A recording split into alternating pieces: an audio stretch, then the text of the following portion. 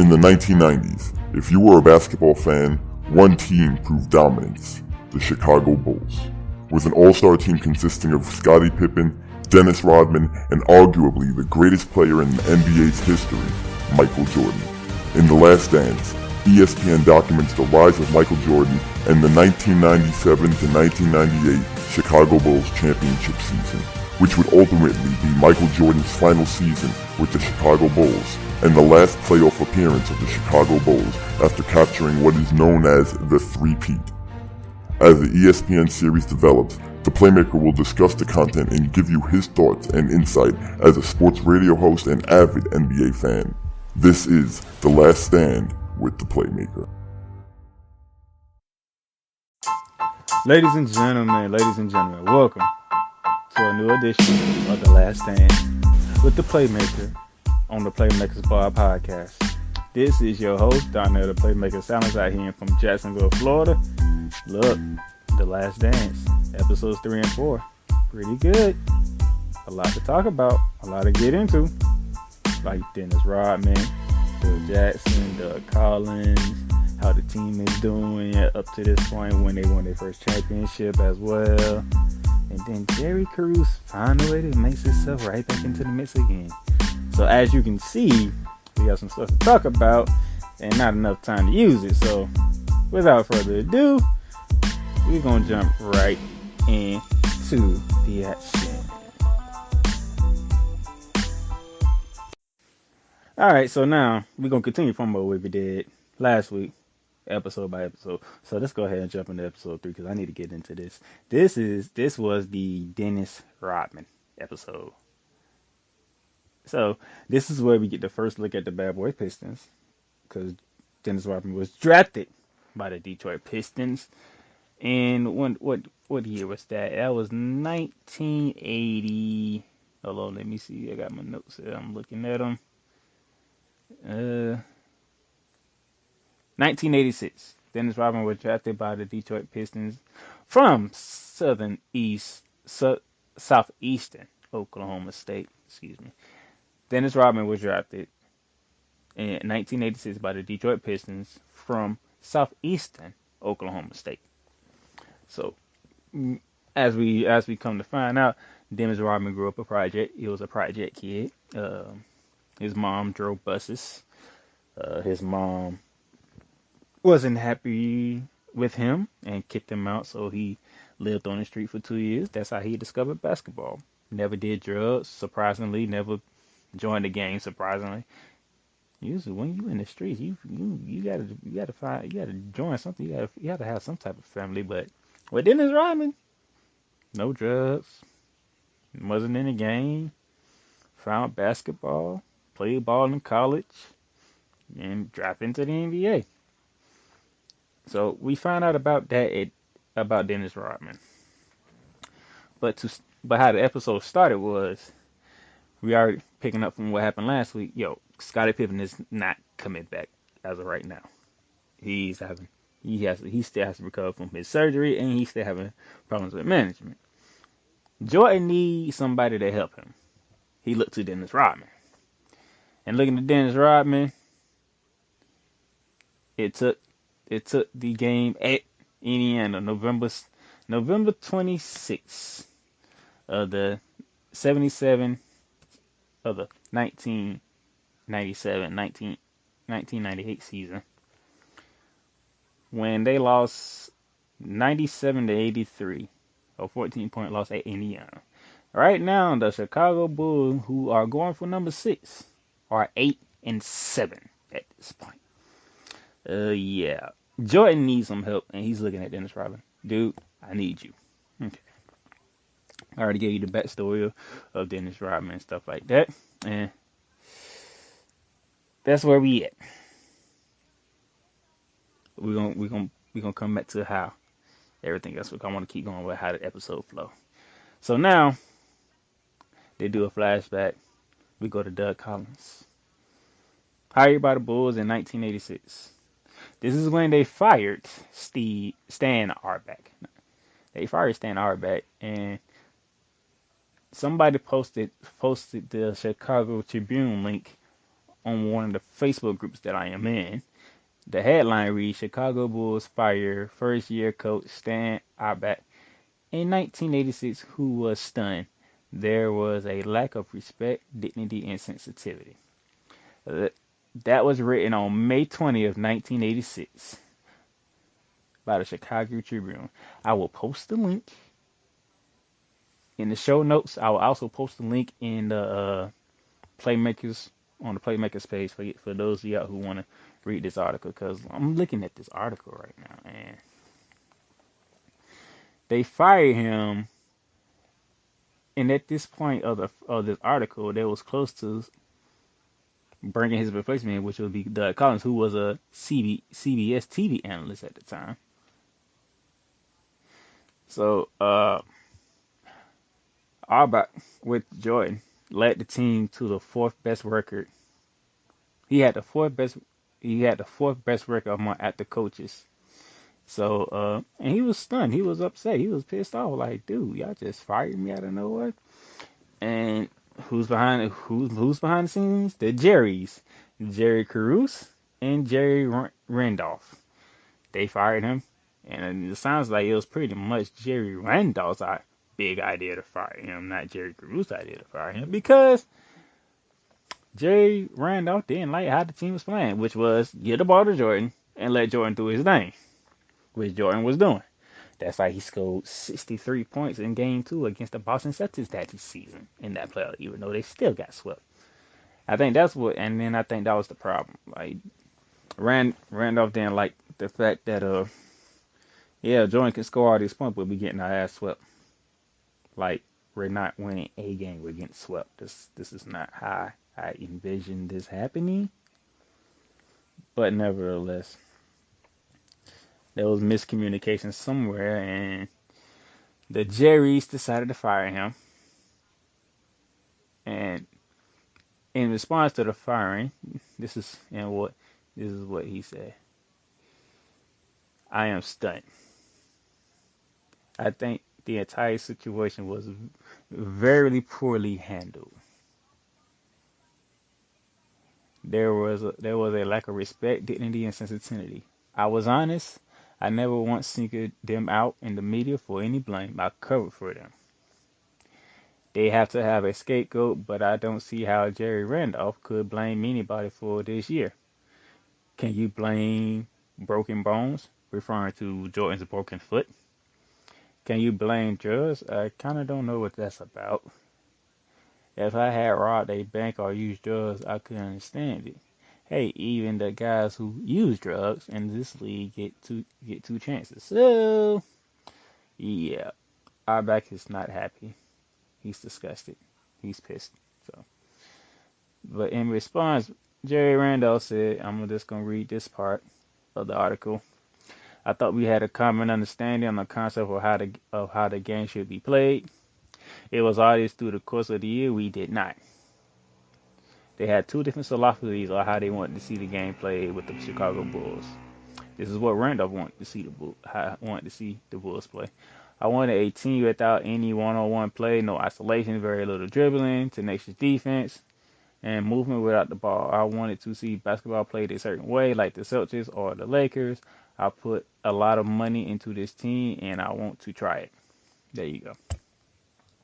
He wanted a team atmosphere, and Arbeck utilized his best player at every given moment, because Michael Jordan's the best player on the planet.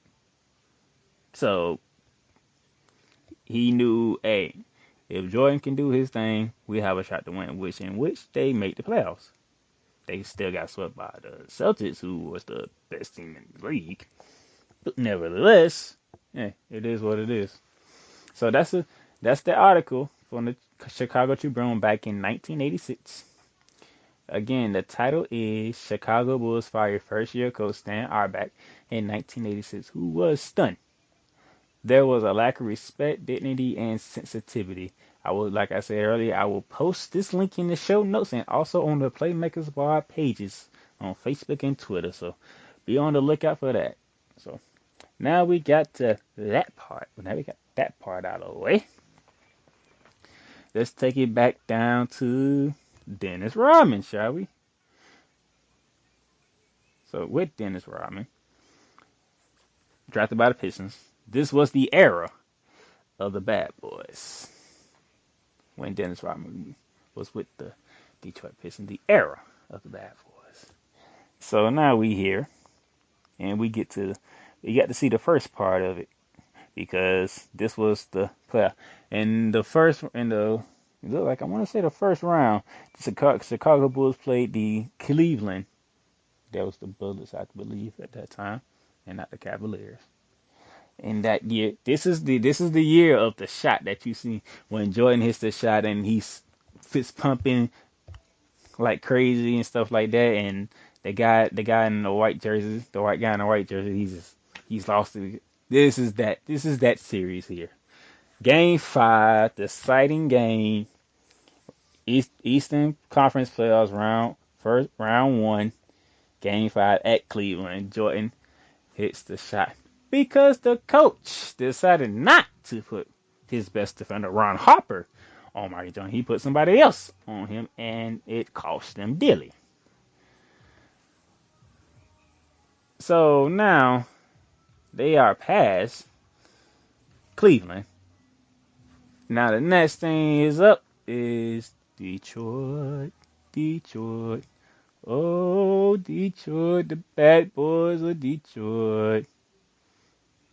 So, the Bad Boys of Detroit, you got Beer, Isaiah Thomas, you got John Sally, you got Dennis Rodman.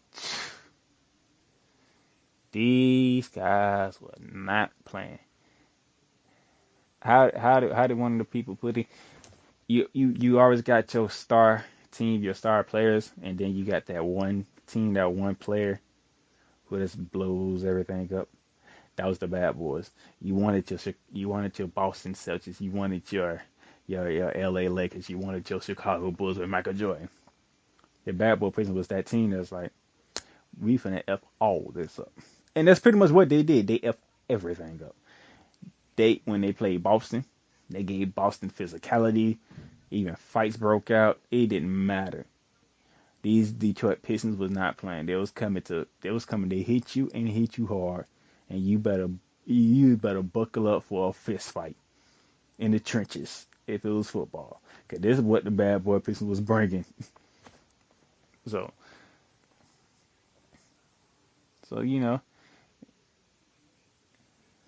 around this time, here we go. It's Michael Jordan against the Bad Boy Pistons. And the Bad Boy Pistons, they implemented something called the Jordan Rule. The Jordan Rule was implemented in the 1990 and 1991 season, in which they won. This is when the Detroit Pistons won their first championship. So, what the rules are is, let me look for them. Former Pistons assistant coach Brandon Malone.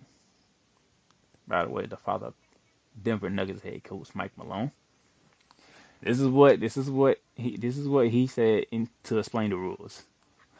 If Jordan is on the wing, we are going to push him to the elbow, and we're not going to give him a drive to the baseline. Meaning, they took the baseline away from Michael Jordan. That's rule number 1. Rule number 1, take the baseline away from Michael Jordan. Number 2, when he's on top of the key, we are going to influence him to his left. When he got the ball in the low post, we are going to trap him from the top. So rule number 2 is, at the top of the key, make him go left. Rule number 3, if he gets the ball in the post, we're trapping him. And there was another one. There was another rule in there that a lot of people saw a lot. This is what John Sally said. When you had to stop him before he takes fight because you knew he was him. Meaning, if he tries to take off, you knock him to the ground. And every time he tried to take off, they knocked him to the ground. over and over and over and over again. They beat up Jordan bad. They did this for 2 years at Jordan in Chicago. 2 years. 2 straight years, and guess what? They won championships because they was that physical. When they first entered into this rule in the 90-91 season, they went on to win. That they beat the Lakers. Matter of fact, I think they swept the Lakers. It wasn't even a contest. They gave the business to the Lakers and they won the title. So you got that. They whooped on the Bulls and everybody on the league. So this was the Bad Boy Pistons. And Dennis Rodman's on this team. So Dennis Rodman actually got 2 titles with this team, being with the Bad Boys. So now we got that out the way. Now let's bring it current to Dennis Rodman with the Chicago Bulls for the 97-98 season to finish out this part of episode 3. At one point, Dennis Rodman kept the Bulls together without Scottie Pippen. He was the one that kept the Bulls together and helped Jordan out. So now they floating. They floating. They keeping it together. They doing their thing now. And Bulls looking good. I think they was on top of the East for a minute too during that time, because they was rolling. They was rolling. Remember at the beginning of the episode, I said when they lost to Indiana, that was 8-7. That was like 25-10 during this time before Scottie Pippen decided to come back. And on January 10th of the season, this is 1998 now. The new year has happened. We are in the year 1998. Scottie Pippen returned. So things happen, Things happen. With Dennis Rodman, he had a gun to his head, but lucky enough, he fell asleep and the police picked him up. Dennis Rodman is something else. This man is something else. But Jordan said this: he's one of the smartest. He's one of the smartest guys he ever played with. That's what Michael Jordan, ladies and gentlemen. Dennis Rodman, one of the smartest guys Michael Jordan has ever played with. That dude knew defensive assignments. He knew your language. He knew how you was gonna move. He knew when you was gonna make this move, by how your body is shaping and how your body's movement. He knew when to stop you. He knew how to guard. He knew. Dennis Rodman was a steady technician on the court defensively. That's why he was that good as a defender. This dude studied you like he was getting a degree from college.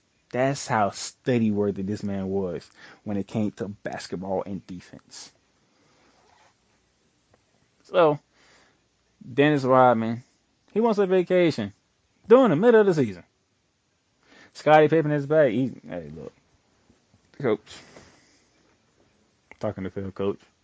Hey, man, I need to go to Vegas for a while. I just need to get away. I just need to go to Vegas for a while. Phil Jackson brings in Michael Jordan. Michael Jordan's like, what? Him a vacation?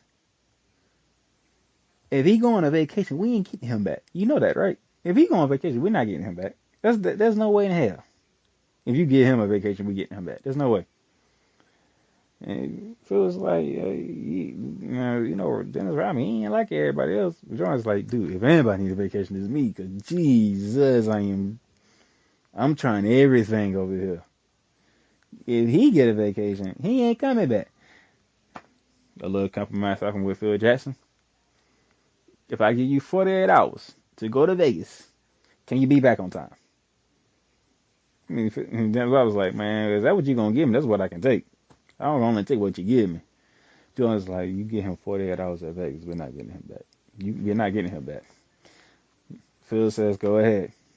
48 hours. Dennis Rodman, all right, 48 hours, I'll be back. This dude goes to Vegas. This guy goes to Vegas, and he's having a ball. He's drinking and doing all kinds of stuff, partying. Oh, by the way, did I forget to mention that he was dating Carmen Electra at this time, too?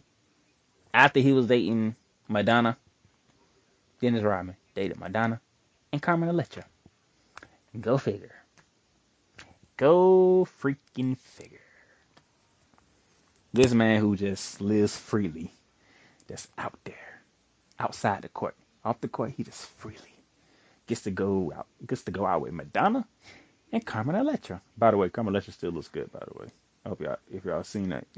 That's still a good looking woman, by the way. So Dennis Rodman got some taste. I'm just gonna say that. Dennis Rodman got some taste. He got some taste in women. I'm just gonna say that. And I'm gonna leave it right there. Goes to Vegas. And for some reason, Jordan knew it. They had to go get his butt to bring him back. They had to go get Dennis Rodman. He's like, dude, what are you doing? We don't bring your butt back on here. We still got a season to go. Comes back.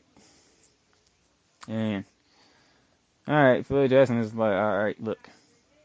We're gonna take it easy because we need Dennis Rodman back in shape. He's been doing whatever in Vegas. What happens in Vegas stays in Vegas type thing. So they did this lap thing. Run around. Whoever's in front, everybody else got to catch him. And everybody else is the same thing. So when Dennis Rodman finally got to the front, it took the team 4 laps to catch this man. 4 laps. So Dennis Rodman can go to Vegas, party his butt off, do whatever in Vegas for more than 48 hours. And when it's time for the team to catch him doing laps, it took them 4 laps to catch this man. 4 laps. Dennis Rodman is a special kind of person. You can't describe this man. There's no words to describe this man. This man is a special person. Good gracious. Good gracious. So, you know what? Alright, so we're going to stop right there. That's episode 3. We're going to take a break. When we come back, we're going to talk episode 4, because episode 4 is a mixture of a lot of stuff. Mainly focus on Phil Jackson, though. But there's a lot of stuff going on here, so we're going to get into it. And when we come back, we're going to finish up with episode 4. So don't go nowhere. We'll be right back. What's up? How's it going? You already know my voice. You know who I am. This is Donnie the Playmaker Songs from the Playmakers podcast. And I just want to take some time and talk about Anchor FM, as we've been using Anchor FM for over 2 years now, and it's been very good to us. It's been very great for us. So for those of you who trying to get into the podcast world and you need a hosting platform and you don't have the budget and you want to do something free just to try it out to see where you at, try Anchor FM. Anchor is the one-stop shop for recording, hosting, and distributing your podcast. Best of all, it's 100% free and ridiculously easy to use. And now, Anchor can match you with great sponsors who want to advertise on your podcast. That means you can get paid right away. So when you hear this, it sounds good enough. But I'm telling you right now, give it a shot. Anchor FM, by it being free, it gives you opportunity to step into the podcasting world and let you do your own thing. So if you want to give it a shot and you want to try to make some money or just do podcasting as a hobby, go to anchorfm.com/start to get started right away. And remember, once you get started, hit us up at the Playmakers blog so we can listen to you at the show. Good luck.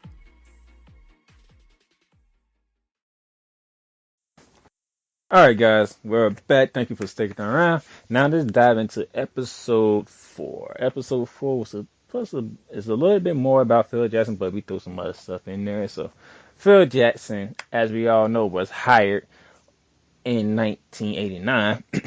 But I'm going to come back to that because I want to start from the beginning of the episode. How the episode flow. I want to keep that going. So far as we know, Phil Jackson, one thing Phil Jackson, they continue on about the whole getting Dennis Rodman back with the team in time and stuff like that.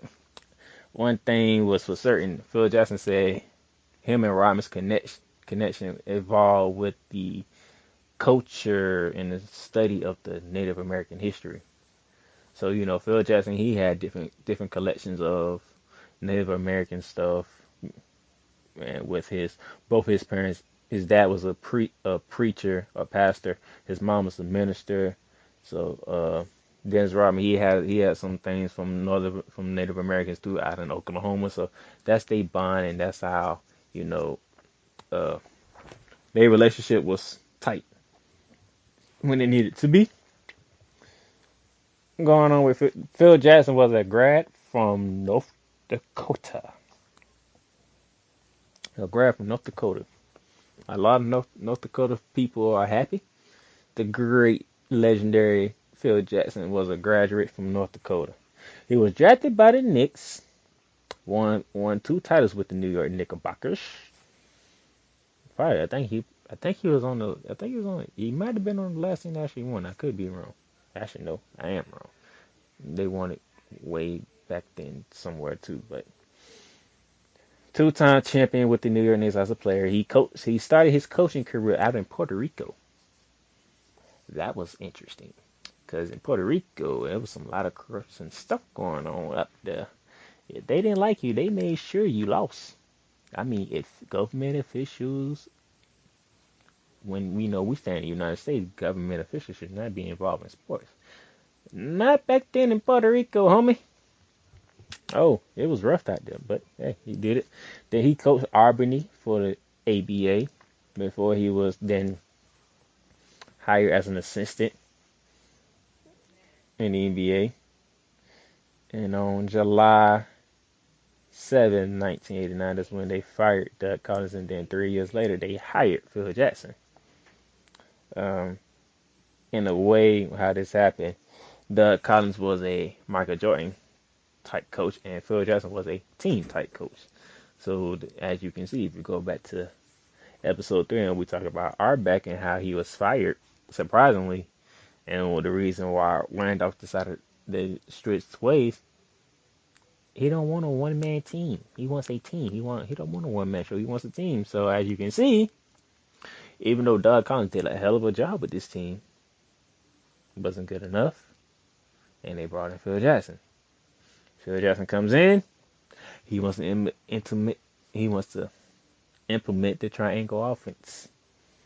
Now the triangle offense, I forgot who brought up the triangle offense, who was studying triangle. I forgot the guy's name, but he was no longer on the team out all of a sudden because he wanted to do triangle offense, and Phil Jackson did it. He was a student of it. He studied it, and he implemented triangle offense. Scottie Pippen is back, and the Bulls continue to take off. The Bulls continue to do their thing.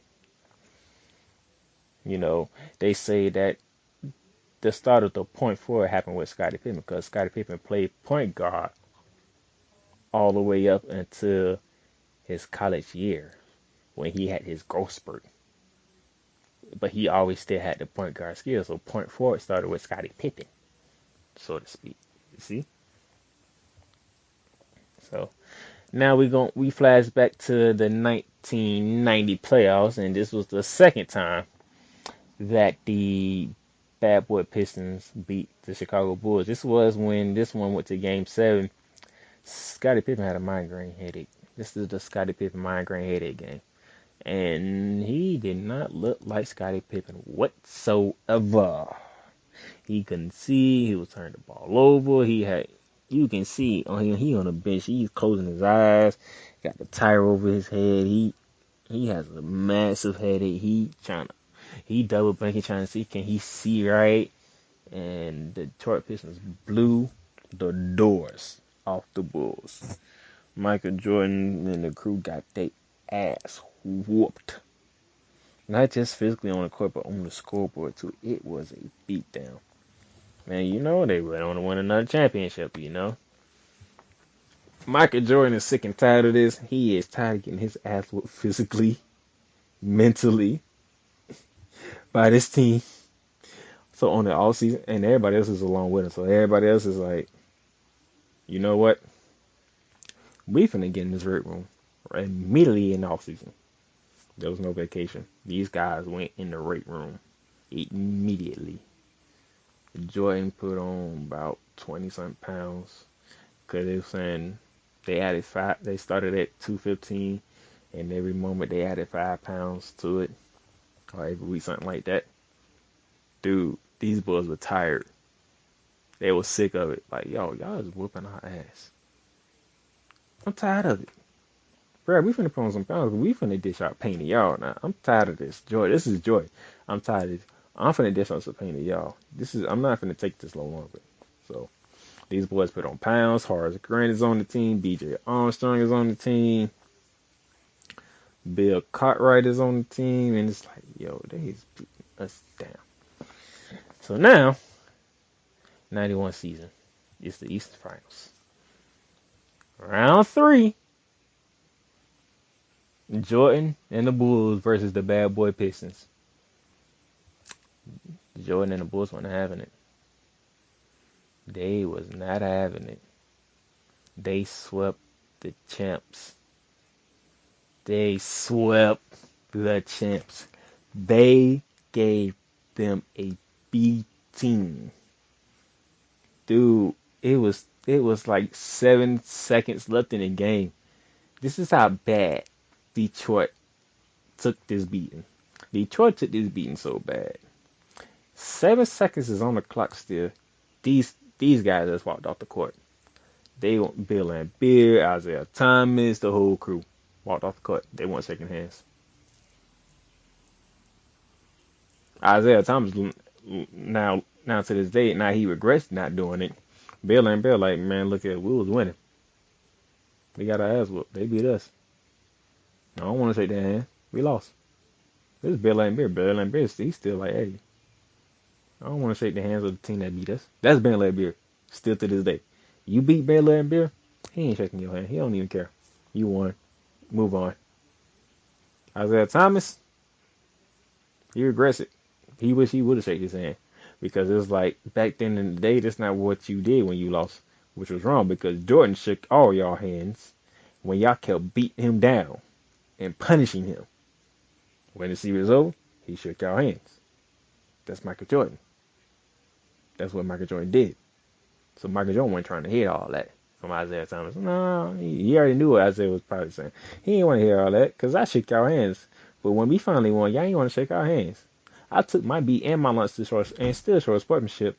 Y'all ain't want to show sportsmanship because y'all got your ass whipped by us. Michael Jordan wasn't having it. He didn't want to hear that. He didn't even care. So, let's move on.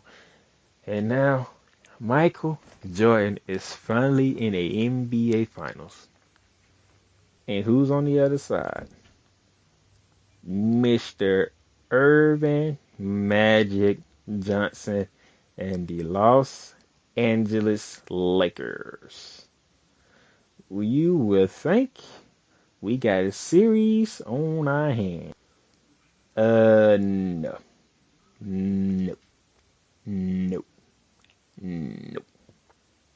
Took Jordan and the Bulls 5 games. For 1 on Magic and the Lakers. 5 games. And you know what happened? Phil Jackson told Michael Jordan, plain as day, Paxson is open. John Paxson is open. Give him the ball. In the huddle. Get him the ball. He's open. Jordan is used to being the man, taking the shots, getting to the lane, making lane, doing all that. Phil Jackson told him, pass the ball to John Paxson. He's open. He said, all right, pass the ball to John Paxson. Pass the ball to John Paxson. John Paxson. You get the idea.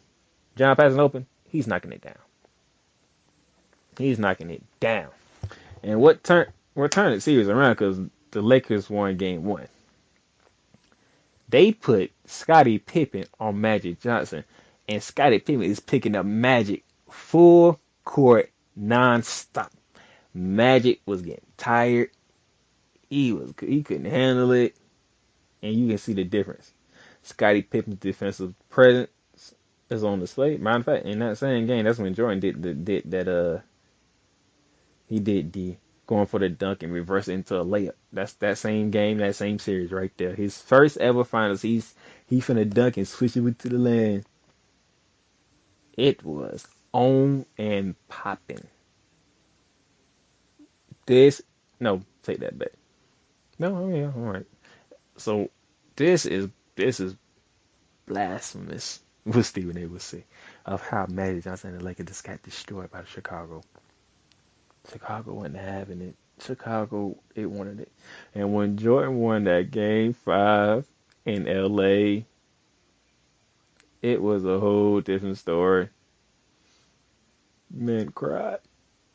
He was finally on the mountaintop. He was in the category of Larry Bird and Magic Johnson. He was finally there. Finally there. For what year Jordan get drafted? So we talking from 84 to 90. We talking 7 years. 7 years. It took Jordan 7 years to finally become an NBA champion. So the emotions came out. Rightfully so. It shocked people. Because people were used to Jordan being angry, fussing at you, cussing you out, almost about to fight you. They saw joy. They saw hard work. They saw tears in his eyes. He was a champion. That's what happens when you become champion. When you work your butt off day in and day out, year after year, month after month, day after day, morning and night. When you reach the mountaintop, let it out. Celebrate. Celebrate your accomplishment because you're finally there. You finally reached the top. Which I hope this brand of ours will reach the top. I pray to God that we find a way to reach the top at the Playmakers blog. Not just me, but Alice Alcazar, the Bear of Texas, my partner Dallas Glenn, my buddy, my brother, Chris Rex as well, everybody at Pipe Bomb, you from Ricky to Melissa to Muhammad, all them guys. I want us to reach the mountaintop. It's like Jordan reached the mountaintop in '91, beating Magic Johnson for the NBA final, for the NBA trophy, the Larry O'Brien trophy for the first time. For the first time. What a moment. What a moment. So now, we don't got through the Phil Jackson story. Doug Collins fired, Phil Jackson hired. Triangle offense. Pippen being the point forward is where it originally started. Getting that eyes whooped by the Pistons one last time before the following year sweeping them and giving Magic Johnson and the Los Angeles Lakers the business for your first title in franchise history. First title in Chicago's history for the Chicago Bulls. The first title over the Lakers. The Lakers. And then we get back to the season at hand. 97-98 season. We're about to hit the All-Star break, ladies and gentlemen. And guess what's happening? The Chicago Bulls are on the road to the Utah Jazz. And while they are traveling to get ready for this game, headlines is popping left and right. Why is that? Because the ruthless asshole made an appearance yet again. Jerry Krause reinsures that this will be Phil Jackson's last season as a Chicago Bulls. He also went on to say, that was reported, we want Michael Jordan back. We would love to have him back. But if he decides to Phil Jackson is the only coach that he's going to play for, he won't be back. Because if he does come back, he will be playing for somebody different. Jordan wasn't having it. Jordan said, nope, I'm not playing for nobody else but Phil Jackson. So throughout this whole season and all this, are you retiring? Are you playing again? Are you coming back? Whatnot? And Jordan's like, we'll see. We'll see. We'll see. I don't know what the future holds. Never say never. Anything can happen. He's so used to answer these questions, he can answer them easily. But he is sick and tired of these goddamn questions. Can we talk about something else? And they try to frame it in another way. Is it a day-by-day thing? Or how you see next year playing out? It's the same question formed in a different way. He is sick and tired of the questions. He's tired of it. Why you keep asking me the same questions? I don't want to answer the question. I want to focus on the season at hand to get number 6. Can I do that? But in the media, as we all know, especially in today's age, no. Are you retiring? No, I'm not. Are you coming back to the Bulls? Who knows? What you gonna do in the future? Who knows? Can you pay for somebody other than Phil Jackson? We'll see. It's the same answer over and over and over and over and over and over and over again. You don't ask a question 100 different ways, and he gave you the same type of answer. Just let it go.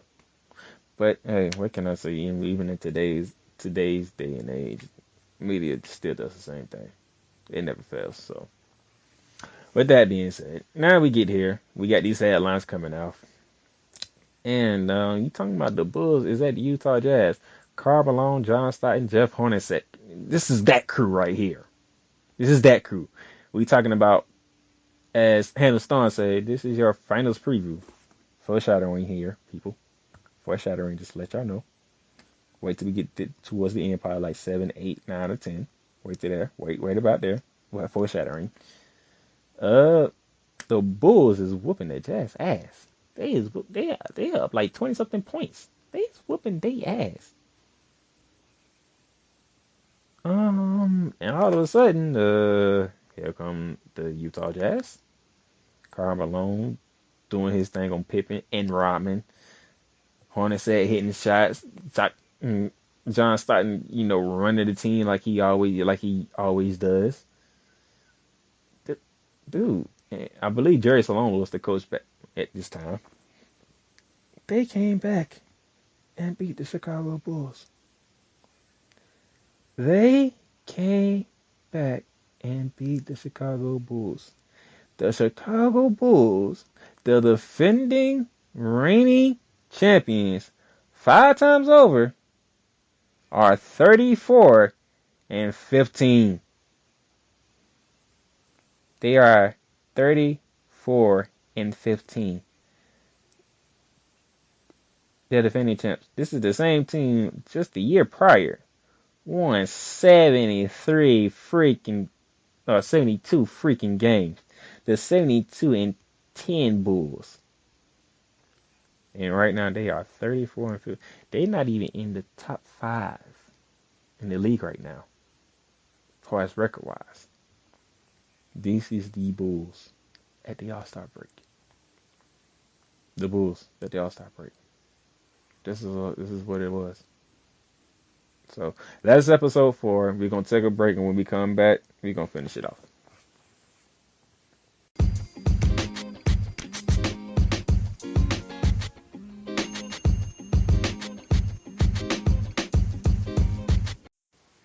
All right, guys. So let's wrap up here and overall takeaways. So Dennis Rodman, this guy is how do you describe this guy?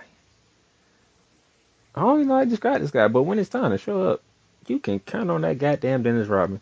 This dude helped keep the Bulls intact with Jordan when Pippen was out.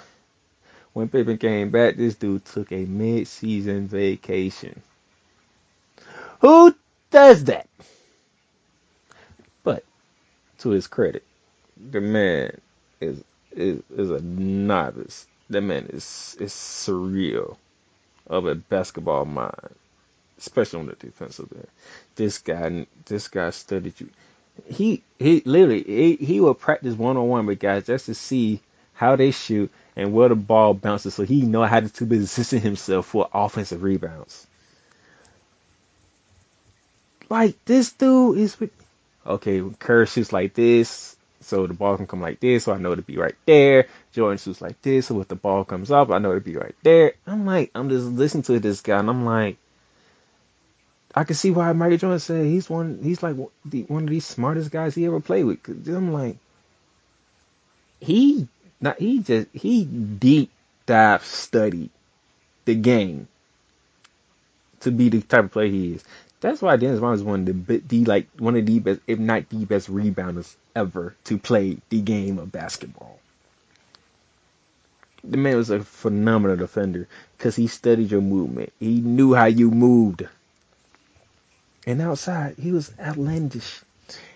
He just wanted to be free outside the court when it was time to be free from the court in basketball. He lived a free behind life. This man can go to Vegas in the middle of the season and party like it was nothing. Don't talk to nobody like that. He just want to be free and live free. By the way, did I forget to mention that he was dating Madonna at one point and then dated Carmen Electra when he was with the Bulls when he went on that vacation to Vegas? Mm-mm-mm. Dennis Rodman, man, one of the best defenders, one of the best rebounders to ever play the game. I must say that for real. That dude won a lot of titles too. I think he won two at Detroit. He won I think two more with the Bulls. I think he won one with the Spurs. I think he was a 5-time champion if I'm correct. Yeah, I think Dennis Rodman's a 5-time champion. 'Cause that dude won a lot of championships. So, but man, that man should be in all. I don't even think he's in the Hall of Fame right now. He needs to be in the Hall of Fame. Dennis Rodman needs to be in the Hall of Fame, homie. I don't care what nobody say. That guy did a lot. Let's see. He won in 89 with Detroit, 90 with Detroit, 96 with the Bulls, 97 with the Bulls, and 98. 98. That means a 5-time champion. This man has won a lot of titles. Second round pick, 27 overall pick. This dude is This dude is that dude was ridiculous defensively. That dude played 20 years in the league.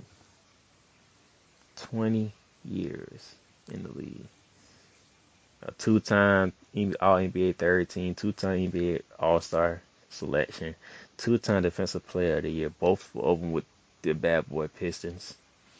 Seven-time NBA All-Defensive First Team, NBA All-Defensive Second Team in '94, a seven-time NBA Rebounders champion, and his number 10 has been retired by the Detroit Pistons. This man had in his career 11,954 rebounds. That's 13.1 rebounds per game. 13.1 rebounds per game. Dude, that man Dennis Rodman was something else, bruh. That man was something else. So that's why I take on Dennis Rodman. Come on, Phil Jackson. We should know about Phil Jackson. 11-time champion. The man won 3 with the Bulls, 3 with the Lakers. The man won.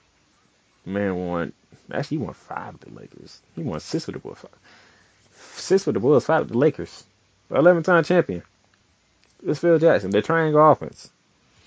Scottie Pippen, Michael Jordan, Dennis Rodman, Kobe Bryant, Shaquille O'Neal. You want to say Robert Horry or Rick Fox in there, or however you want to do it. Then Kobe Bryant, Paul Gasol, Andrew Bynum, or Derek Fisher, who you want to pick in that group. The man is a great basketball coach. The triangle fit his philosophy. The triangle is what it was. The triangle is what it is. It's going to be a long time for somebody can do what Phil Jackson did. A long time. That man, it showed a stat that Phil Jackson coached 20 years. He never had a losing season. That reminds me of Greg Popovich. Ever since Greg Popovich has been with the Spurs, this man has not missed the playoffs. This man, the San Antonio Spurs under Greg Popovich, never missed the playoffs. Phil Jackson coached 20 years, never had a losing season. What is this? What is this? So the Bulls finally got their first championship, beating Magic and the Los Angeles Lakers. And that's not a bad way to get your first championship. You beating Magic Johnson and the Lakers. You finally got with the Bad Boy Pistons on your way to winning your first title. What can you say, man? It is what it is. It is what it is. But hey, that's all I got for you today.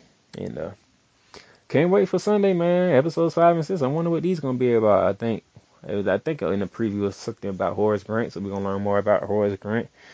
So I'm looking forward to this to continue on the journey. Hey man, the Bulls are 35-15 right now.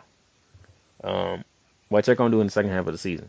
We already know what they did when we know how it ended, but just for the joyride, just sit back and enjoy this, cause this is good. This is some good stuff. This is some definitely good stuff. So that's that. And be prepared tomorrow. Alex, the Bear of Texas, and Chris Rush, they dropping a new episode for the that side of the podcast, and they're gonna talk about Dave Soter and the slap heard around the world. So this should be interesting when Vice put this out. So when Vice put this out, I'm looking forward to what these four got to say about this episode here. So look forward to the Dark Side of the Podcast on tomorrow. I hope y'all enjoyed the NFL draft, and I know I did. My Rams did pretty good drafting out. Dallas might be feeling different on the other hand, but we'll see. We'll find out whenever.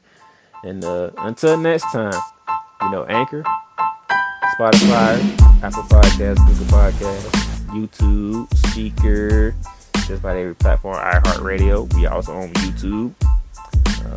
You already know the Facebook page, the Playmakers blog. We got a new logo we revealed earlier in the week. We got that. You can follow us on Twitter at Playmakers Instagram, the Playmakers blog, Pinson, Playmakers blog. Working on some other stuff, some more changes for the brand, and when we get those up and rolling, we'll let you know. So without further ado, signing off from Jacksonville, Florida, down at the Playmaker Silence. Holla at you.